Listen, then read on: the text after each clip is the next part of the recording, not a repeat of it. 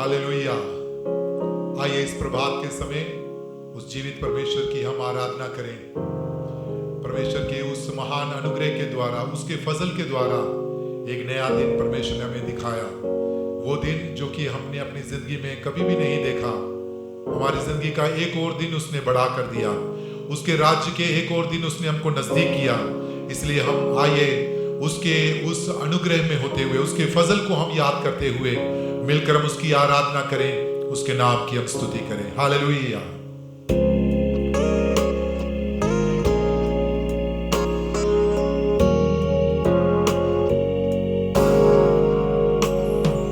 तेरा फजल क्या ही अजीब जीवन में मेरे बड़ा, अब तक संभाला मुझे, और भी चाहिए फजल तेरा मुझे। तेरा फजल क्या ही अजीब जीवन में मेरे बड़ा,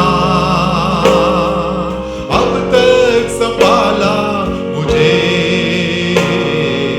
और भी चाहिए फजल तेरा मुझे, और भी चाहिए फजल तेरा मुझे। हलीम जो है उन पर रहता है तेरा फजल, हलीम जो है उन पर रहता है तेरा फजल। इस जीवन के लिए काफी है ताकत और तंदुरुस्ती के साथ।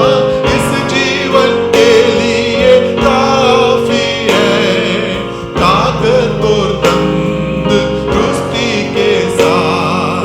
सेवा करने का फजल दे दे मुझे,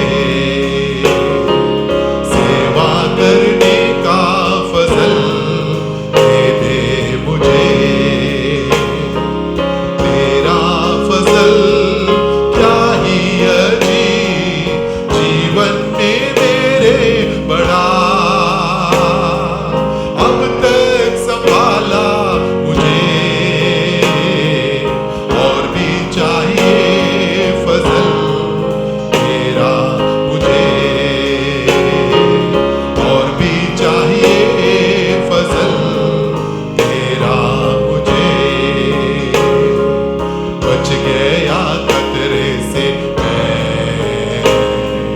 ये भी है तेरा फजल। बच गया खतरे से मैं, ये भी है तेरा फजल। सारे पाप मेरे मिट गए हैं, अविनाशी जीवन पा लिया है।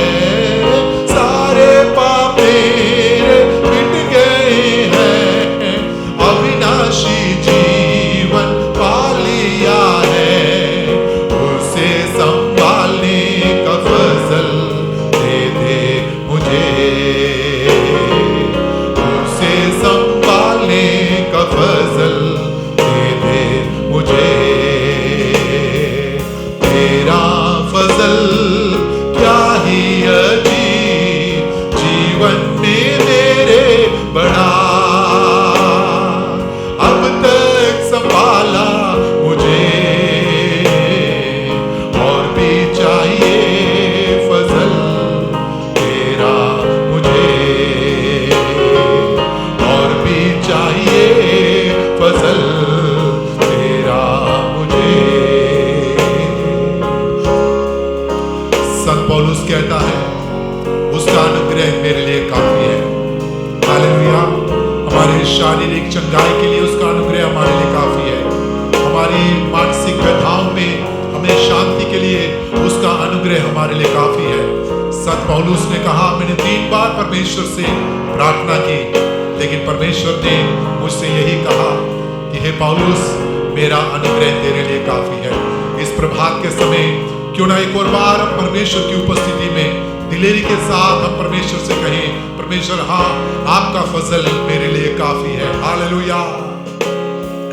तेरा फजल क्या ही अजीब जीवन में मेरे बड़ा,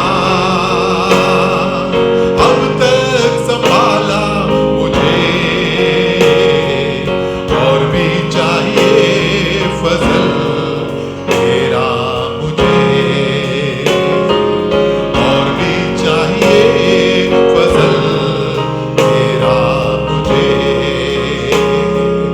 और भी चाहिए फजल तेरा मुझे,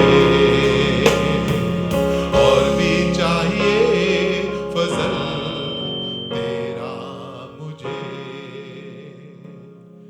आइए हम परमेश्वर के पवित्र वचन को मनन करने के लिए अपने आप को हम तैयार करें। परमेश्वर हम सबको आशीष दे। परमेश्वर के नाम की स्तुति हो।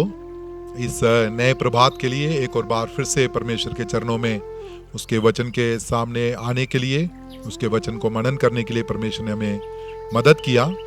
हाँ, तो हम इस बात के बारे में मनन कर रहे थे कि परमेश्वर अपने उस महानता में होते हुए, इतने महान होने के बावजूद भी अपने आप को उसने शून्य कर दिया, अपने आप को उसने कंगाल कर दिया ताकि हम धनी हो जाएं। अर्थात पिछली प्रभात को हमने इस बात को जाना कि हमें वचन में और उसके ज्ञान में धनी होने के लिए वो कंगाल हो गया। आज हम उसी संत पौलुस कुरिन्थियों की कलीसिया को जब दूसरी पत्री जब लिखते समय वो इस प्रकार से कहता है, दूसरा कुरिन्थियों की पत्री उसका 9वां अध्याय उसकी 11वीं आयत में वो इस प्रकार से कहता है कि तुम हर बात में सब प्रकार की उद्धारता के लिए जो हमारे द्वारा परमेश्वर का धन्यवाद करवाती है, धनवान किए जाओ। अर्थात उद्धारता के क्षेत्र में हमें धनी होने के लिए परमेश्वर ने अपने आप को कंगाल कर दिया। प्रियो, उद्धारता से देने के बारे में मसीही लोग सबसे प्रथम पांति पर हैं, इसमें किसी प्रकार का दो राय नहीं। चाहे हमारे समाज के लोग क्यों ना हो जाएं, चाहे अलग अलग मत के लोग क्यों ना हो जाएं, चाहे हमारे अधिकारी क्यों ना हो जाएं, इस बात के लिए अलग अलग उस विचारों में होते हुए इस बात के बारे में कहते हैं कि मसीही लोग उद्धारता के उस क्षेत्र में बहुत धनी हैं। और आज मसीह में लोगों को आकर्षित करने के लिए लोग उद्धारता का कार्य करते हैं, मसीह लोग उद्धारता का कार्य करते हैं। इस बात के बारे में दोष भी लगाया जाता है, लेकिन हम जो परमेश्वर के लोग हैं, हम इस बात को जानते हैं कि ये परमेश्वर का अनुग्रह है कि परमेश्वर ने अपने आप को कंगाल कर दिया ताकि मैं और आप उद्धारता करने में धनी हो जाएं। उद्धारता की बात जब बताया जाए, ये जेनरोसिटी है, अर्थात जेनरस गिविंग, दूसरों की मदद करने की बात है। इसमें किसी प्रकार का कोई भी नियत में कोई गड़बड़ी नहीं है। हम जिसके पास नहीं है उसको देने के बारे में परमेश्वर का वचन हमको बताता है। प्रभु यीशु मसीह ने स्वयं कहा, यदि आपके पास दो है, जिसके पास नहीं है उसको आप दे दीजिए। या जो जरूरतमंद हैं उनकी जरूरतों को पूरा करने का कार्य के बारे में इसको बताया गया है। कलीसिया के जो शुरुआती समय पर पहली शताब्दी की जो कलीसिया थी, उन्होंने इस कार्य को अपनी कलीसिया से उन्होंने आरंभ किया। प्रेरितों के काम में जो कलीसिया के बारे में जब बताते समय वहां पर इस प्रकार से लिखा है कि वो अपने चीजों को एक दूसरे के साथ वो बांटते थे, और जो जरूरतमंद होता था उनको वो देते थे। आज प्रियो, हम जब मसीह की जो देह कलीसिया है, उस कलीसिया में हम जब देखते समय कलीसिया के सभी जो सदस्य परमेश्वर की दृष्टि में एक समान है। कलीसिया अर्थात परिवारों का परिवार, अलग अलग परिवार, चाहे वो किसी भी मत के क्यों ना हो, किसी भी जाति के क्यों ना हो, किसी भी रंग के क्यों ना हो, किसी भी भाषा के क्यों ना हो, किसी भी प्रकार के क्यों ना हो, जब वो परमेश्वर प्रभु यीशु मसीह को अपना व्यक्तिगत उद्धारकर्ता कर जब वो स्वीकार करते हैं, तब एक परिवार के सदस्य वो बन जाते हैं। अर्थात मसीह की देह के अंग बन जाते हैं। एक अंग यदि शरीर का कमजोर है, बाकी जो अंग हैं उस अंग को वो सामर्थ्य प्रदान करने के लिए चाहते हैं। यदि एक अंग को यदि किसी प्रकार की चोट लग जाए तो वो पूरा शरीर को उसका दर्द जो है वो महसूस होता है। उसी प्रकार से परमेश्वर का पवित्र वचन भी इसी प्रकार से कहता है कि अनाथों के और विधवाओं की सुधि लो। आज मुझे सुनने वाले प्रियो, परमेश्वर अपने आप को उसने इसलिए कंगाल कर दिया ताकि हम उद्धारता करने में धनी हो जाएं। जरा अपने जीवन का मूल्यांकन कर हम जरा देखें कि उद्धारता के क्षेत्र में मेरे और आपका योगदान किस प्रकार का है। क्या हम एक स्वार्थी जीवन व्यतीत कर रहे हैं?